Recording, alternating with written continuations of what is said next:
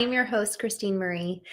Tonight, we are talking about probably one of the hardest things that I can try to put into words, which is effectively balancing these. My Instagram goes live as sound, and sometimes it doesn't. So I don't know if you ever hear that, but I couldn't, so I just got thrown off. Um, Tonight, we're going to be talking about a dichotomy of sorts, two seemingly opposing aspects of, I'll just say, two different sides of the coin, because it's not like they're opposite truths. Both very much so stand alone, and both very much so have their place. And one of the things that was probably most profound for me in my journey in just maturing in life, not even just in my journey since knowing, but really in my journey in life, has been understanding the conjunction and that two seemingly opposing truths can actually coexist. And I'm not talking about moral truths. I'm not talking about kind of the very core ethics and structure and architecture of what holds the world together. I'm talking about um, two opposing viewpoints or two different experiences, and how they really can coexist together. And that has been so incredibly important for me in my life, in my own maturing process. And even I had a friend of mine, brilliant colleague and business owner, Dmitry Smirnov. He came on the Knowing podcast last year, and he said that someone else was on his show, and he said that the mark of maturity is the ability to handle two seemingly opposing truths. And that has been so incredibly true in my life. And for me, what really catalyzed this first encounter with engaging with duality was when my husband left. My therapist told me, he was like, your husband could love you and leave you. And I was like, mind blown. Like, I could not, my immature, not fully developed brain just could not hold those two just so conflicting elements. That how could those coexist? That doesn't make any sense. If he loved me, he would stay. You know what I mean? I had no context for two very opposing aspects to both be true. And yet, as I've allowed for gray, as I've allowed for nuance, so much, surprisingly, color has come about. Rather than living in a black or white world, it's full of color and full of gray. And so you could look at it as gray and confusing and diluted and throwing up your hands and kind of going in the nihilistic direction, or you could view it as, all right, there's a lot of color here. There's a lot of aspects pulling from both seemingly opposing truths, and be curious, like, what do I have to learn from this? And there's an expansion of sorts if we allow ourselves to be curious, if we allow ourselves to take something that really is actually like mentally challenging to grasp and just sit with the discomfort of it. And discomfort itself is a hallmark that we're actually in the process of growing. It's like, okay, the struggle that a seedling goes through, being in the ground, having the water and the soil and the sunlight and all the tender to the seedling, all of a sudden it struggles and struggles, and then finally it pops through the ground, and then you see just this tiny little sprout. But it took a lot of time to get there. And in that process, in that cultivation of the seedling to a sprout, much less a sprout to a full-blown plant or tree, there's so much cultivation, there's so much processing, there's so much growth, there's so much discomfort that takes place. And so if we're willing and brave enough to engage in the discomfort of kind of like grappling and engaging with these really difficult concepts rather than hiding from them, man, there's so much that can come on the other side of it. And even today I was on a podcast. We've just had this conversation around AI and how so many folks are running away from it or turning their back on it or ignoring it because there's so much fear. And so if we're afraid of something, we will typically tend to run away from it rather than leaning into, I was just saying the word discomfort, like truly sitting with the discomfort, even of fear itself. I don't like how I feel right now around the subject of AI or around the subject of the uncertainty of my job, whatever it may be. But if we can develop the tool and muscle, it's like the working out, it's like developing and cultivating the muscle to sit in discomfort. I mean, there's so much on the other side of that that can really come forth and really allow for us to effectively have that breakthrough moment, like the seedling breaking through the ground, and then all of a sudden you see the sprout, and it's so exciting. But it can take a lot of time to have the gestation period as the cultivation of that seed takes shape into a sprout. And so tonight we're talking about these two seemingly different truths, which is authenticity and perception, and then also empathy and truth. And the reason why I'm talking about kind of at the core empathy versus authenticity, but then kind of the juxtaposing aspects of, okay, well, if I'm going to be authentic, in some ways I should kind of not even worry about how people perceive of me, what they think of me.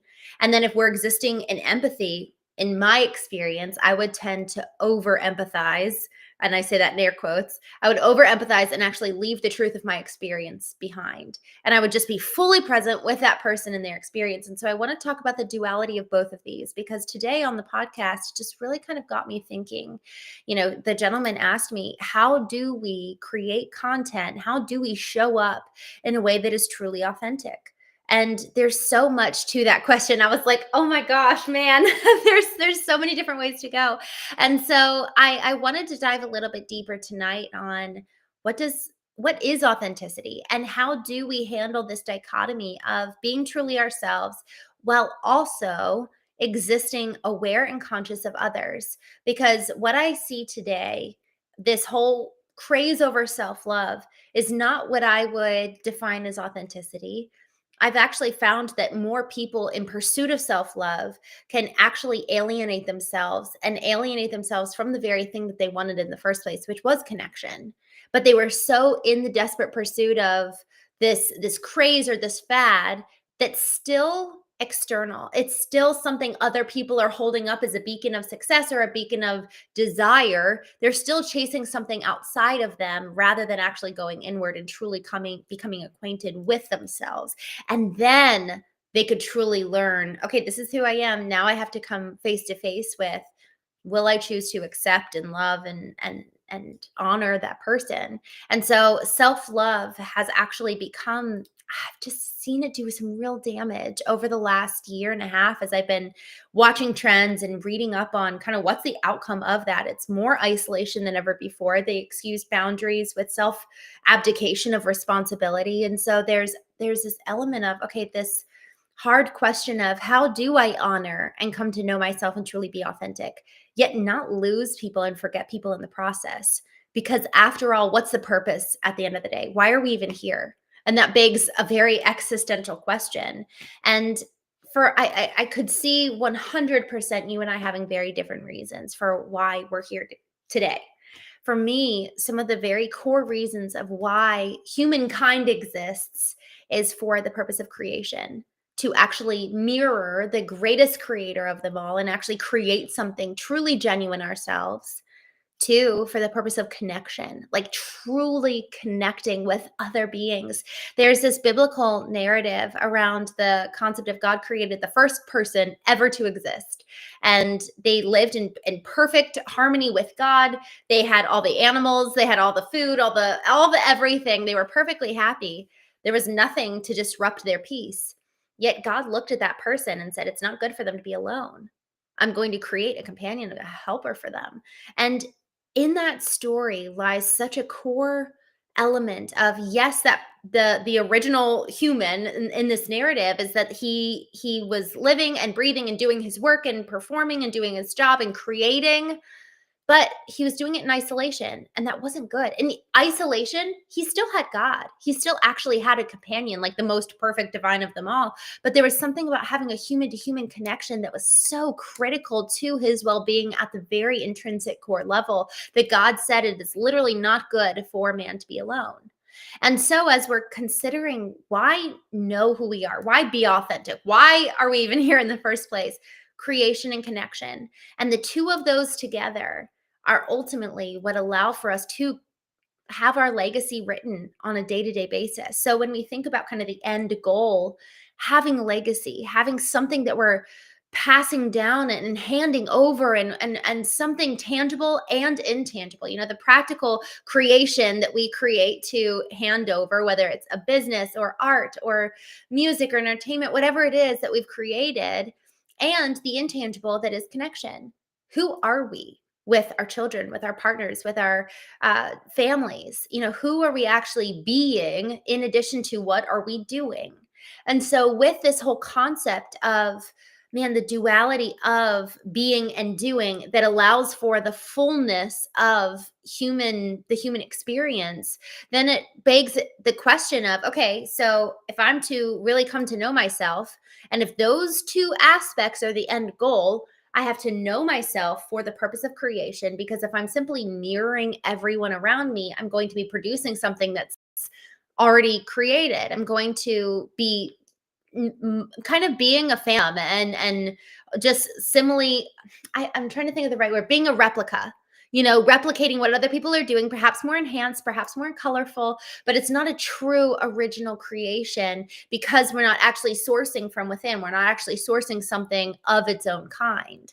So that's where authenticity is so incredibly important, is that the more we come to know ourselves, the more we actually have the opportunity to truly create something truly genuine, truly one of a kind, because no one else is you and me, and no one else has our brand. And this is where I just get excited, because all of us have a unique brand. All of us have a personal brand, whether we come to know it or not. And with that, the outpouring of that, so much as we know ourselves, so much as we are connected to who we were created to be in the first place, then we can have authentic, genuine creation. And with empathy coming into play, getting to really allow for us to sit in other people's shoes and position, and really come to know who they are, therein lies connection. And then we have these vibrant relationships that are beautiful and healthy and life-giving and restorative and truly redemptive. I've experienced some relationships where I'm like, wow, that is actually healing some of the past relationships that I've had that have been really painful. And so there's so much potency in being authentic for the purpose of creation and being empathetic for the purpose of connection.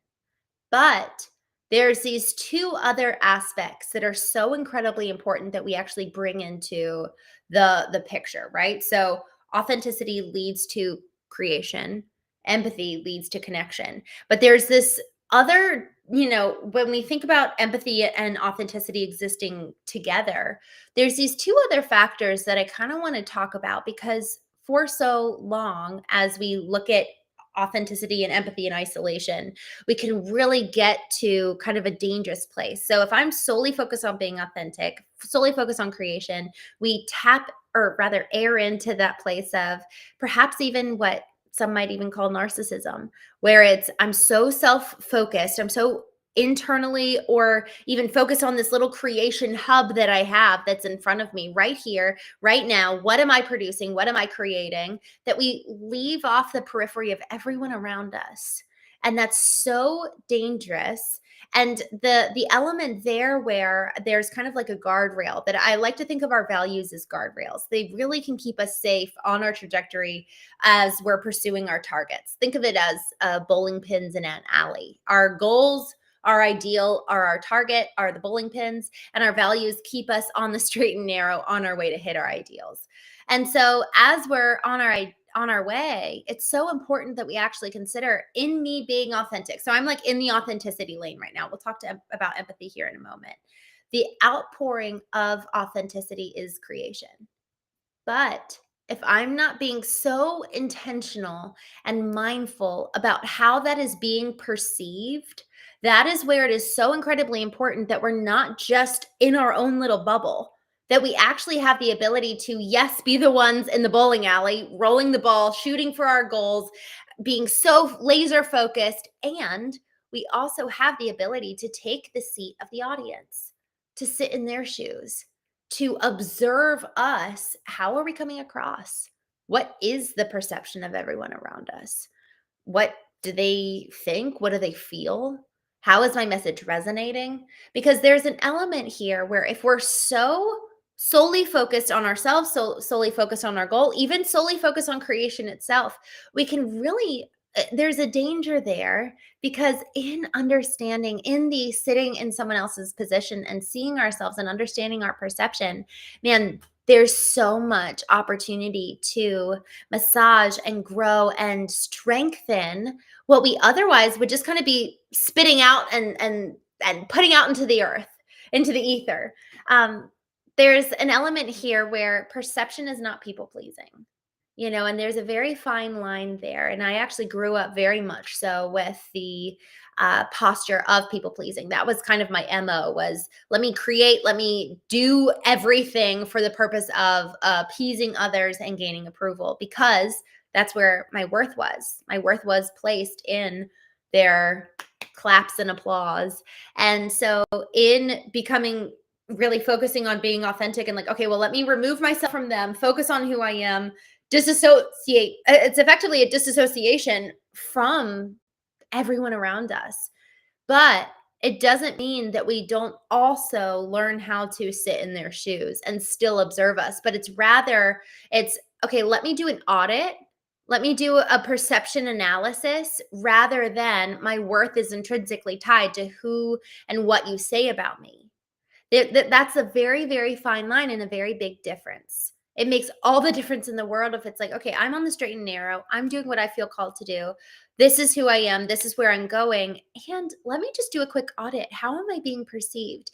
And there's just this example that I thought of this afternoon for my own self. I saw two pictures that my sister snapped of me while I was in a car, literally probably within a span of 5 seconds. One of them, I actually have a kind of a tense face. I'm listening to my sister, and then I start laughing because my sister said something funny while my other sister is snapping these pictures. Y'all, it's interesting, because if I was to post the tense face picture, you would get a very peculiar snapshot of Christene Marie. And then if I was to post the laughing one, you'd get another perception. So this is where it's really important that we actually do the audit and do the analysis of what is my perception. Because if we are to truly desire growth, and if connection is, and this is now moving into the other lane of empathy, and then the goal is connection. If we really see the value in connection, if we truly were created and designed for connection, then we very well could be missing something in isolation. So, as we pursue authenticity, as we pursue this, with creation being the output, and creation being our end goal, may we not forget to analyze and consider, how are we being perceived right now? Because if I am putting something out there where I truly am being authentic and I have no thought otherwise, and it's being perceived a certain way, the beauty in knowing the perception is, now I have the ability to continue onward as I am, or tweak it ever so slightly, or bring clarity, or help with the analysis or understanding of it. We will never be able to truly change someone else's perception of us. At the end of the day, there's an element where they're going to see us as they see themselves, and we can't do much about that. But we can do our part, and I really believe that doing our part to sit in their shoes, to understand their perception, is part of radical responsibility. It's our radical responsibility to proceed from a place of authenticity, and to also understand the perception of it. And then moving into the lane of empathy, with connection being the output, the kind of, one of the values and one of the guardrails here is truth. Again, my modus operandi was to sit so much in the position of other people's experience. How do you feel? How are you doing? Are you okay? What can I do for you? That I really actually abandoned truth. And I really abandoned this semblance of being brave and courageous to share what I believed or share what I thought, because I was so focused on making people feel comfortable and making people feel loved. And so there was an element of that was very kind, or loving, or nice, I guess you could say, but it was rooted in fear. And so if we want to get to that next level of truly caring for others, true empathy, it needs to be rooted in love, not fear. And so when we remove fear, truth is like a natural overflow of empathy because it's like, man, I see the pain you're going through, and actually, here's what's cool. Oh, I just thought of this. This is so fun. Empathy turns into compassion when it's rooted in love. Because otherwise, if we're rooted in fear, we're not going to say the truth. We're not going to take the action because we're afraid of how they might feel, what others might say. But compassion is ultimately empathy plus action. It's I care so much, I feel your pain so much that I have to do something about it. And that's really where, man, truth is the fueling source in compassion. But if we're having empathy rooted in fear, we're not going to be able to take the right action. But empathy powered by love allows for action to take place because truth is right there, front and center. So the ultimate overflow of empathy plus truth is connection in the most meaningful sense. I think that as I kind of look back on as I look back on my marriage, my therapist said this to me as everything was dying. He said, he said something along the lines, I don't remember the exact words, but something along the lines of, it takes two people to have a relationship. And so if you're solely focused on their experience, sitting in their shoes, trying to make them feel good, trying to make them happy, well, there's no one for them to be in relationship with because there's no truth there. There's no substance. There's no authentic, grounded self for them to then be in relationship with. It's like it's just solely one-sided and you're on their side. There's nobody waiting there to be in relationship with. And so that's where this kind of quadrant of there's there's the authentic expression, the authentic self, with creation as the output, with perception as an anchor, as a boundary to keep us grounded, to keep us aware, head up, looking around, being alert and listening, not solely focused on our own experience, becoming mini narcissists. And then the other side, empathy, with connection being the output, but truth as the guardrail, truth as the boundary to ensure that we never lose ourselves in the pursuit of connection. So, with that, I wanted to thank you all so much for joining me tonight on the Knowing Show, and I will see you tomorrow. Joe, I just saw your chat on Instagram. I'm so glad you have the same earrings. Oh my gosh, guys, I'm so grateful for you joining, and I will see